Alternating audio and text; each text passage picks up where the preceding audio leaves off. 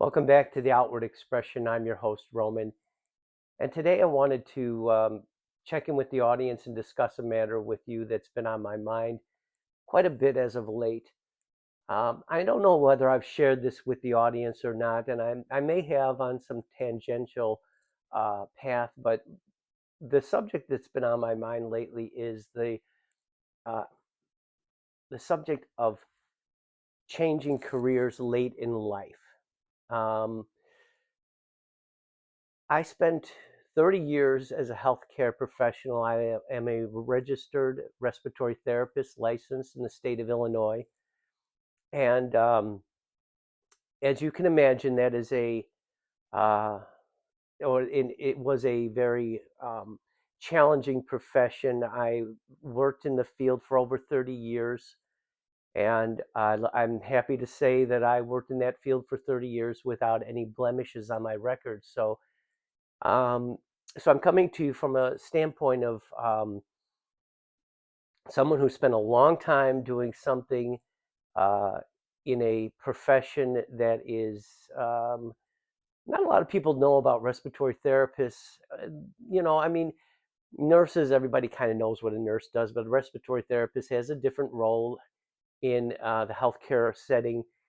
And it's not very well known, but it is challenging. It does require a level of education and a level of professionalism, and therefore, it was a challenging, rewarding profession for over 30 years. And as I look back on it, and particularly the last, I'd say 4 years of working in healthcare, given the situation in healthcare at the time, it was greatly challenging. And having said that, um, my career path took a unanticipated and very strange turn. And what I mean by strange is that I thought, as I'm in my early 60s, and I thought that my latter years would be spent in just wrapping up my career in respiratory care as a therapist, and riding off into the sunset. But what happened was,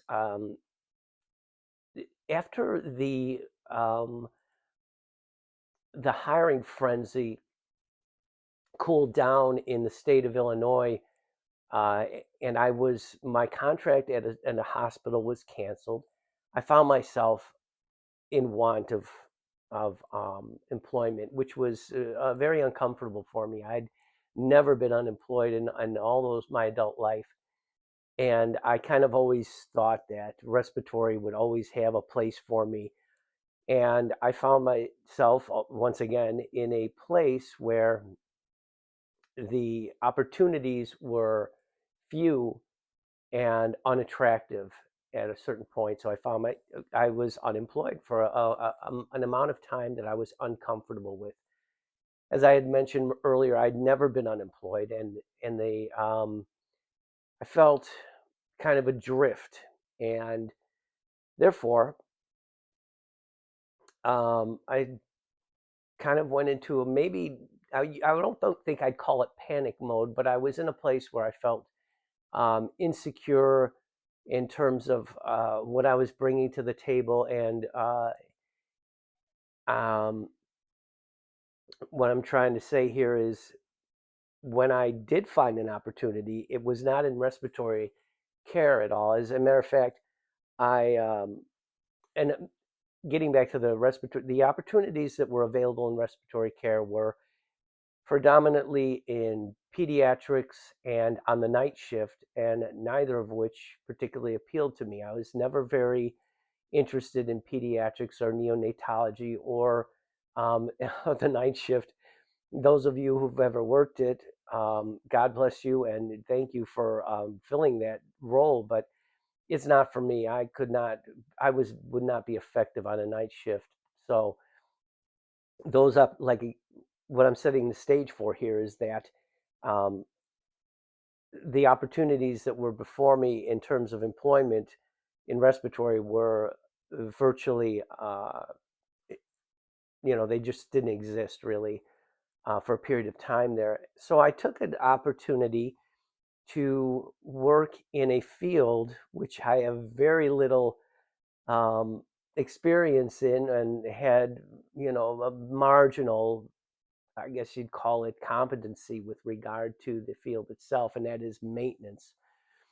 Um, so for the past couple of years, I've been working as a maintenance, I guess you'd call it technician. Basically, what I do is I receive, you know, work orders that require um, minor electrical work, some plumbing, maybe a little bit of carpentry, which I actually kind of enjoy. The carpentry of all these particular um, disciplines, carpentry would probably be the more in my suitable for my talents. Um, so yeah, I mean, so what I'm asking you, and I'm asking you as my audience is, are there people out there, and I imagine there are, who have found themselves in the later years of their lives wrapping up the careers and moving on to something different that maybe isn't at all what they had ever anticipated they'd be doing? I certainly have. I don't know where this will end. I don't know. I mean, I've been doing maintenance for about 2 years, maybe a little bit over that. And the funny thing is, I found that, and you would anticipate that someone who worked in a profession like respiratory for over 30 years would reminisce about it, or it would, memories of that experience would be prominent. And the strange thing was that once I began doing maintenance, I rarely even thought about it. As a matter of fact, bringing this to you today is kind of you know, it's a departure for me because, again, I rarely thought about my years as a respiratory therapist, except to say that I was satisfied um, and thankful that those years were spent in without blemish. And what I mean by that is, my reputation as a therapist, I think, spoke for itself. My work spoke for itself, and um, but again, the last few years were quite challenging. So my question to you, the audience, is, and I know that you're out there. I know there are men and women out there who have changed careers late in life, and they are in a completely alien atmosphere. So I'd really be interested in hearing your stories. My story is respiratory for 30 years and then maintenance for the past 2 years. Now I'm nearing retirement age, so who knows? I mean, but the point of this is, again, I'd really like to get your thoughts. Really be interested in hearing your stories. Maybe even if you're willing, you could maybe be a guest on this channel. Uh, I think that'd be a great idea. But in any event, I'm looking forward to hearing from you. This has been The Outward Expression. I'm your host, Roman. Choose the good.